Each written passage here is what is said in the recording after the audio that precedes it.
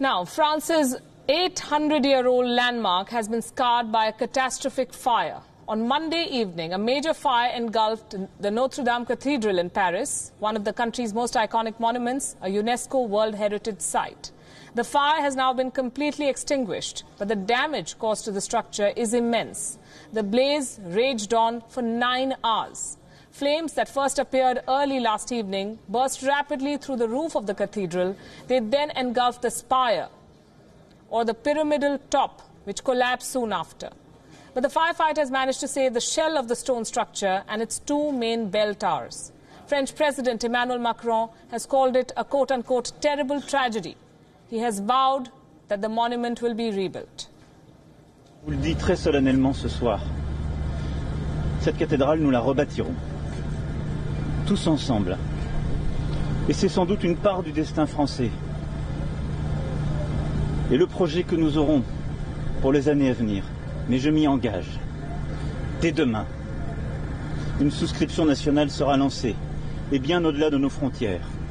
Nous ferons appel aux plus grands talents, et ils sont nombreux, qui viendront y contribuer. Et nous rebâtirons. Nous rebâtirons Notre-Dame. Parce que c'est ce que les Français attendent. Parce que c'est ce que notre histoire mérite. Parce que c'est notre destin profond.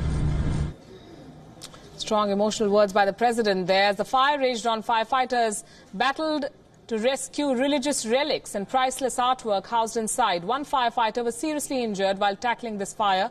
The cause is still not clear.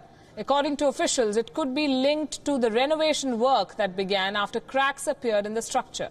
French police have begun questioning the workers involved in the renovation work. The catastrophe comes at the start of the Holy Week.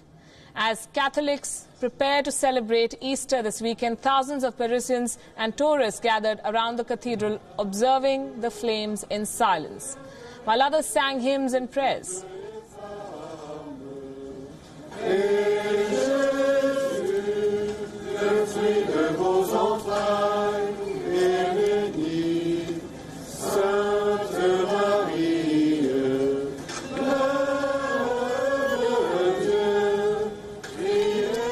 The Vatican on Tuesday expressed quote-unquote shock and sadness over this terrible fire, while a United Nations spokeswoman reiterated comments from UN Secretary General Antonio Guterres, who expressed his horror.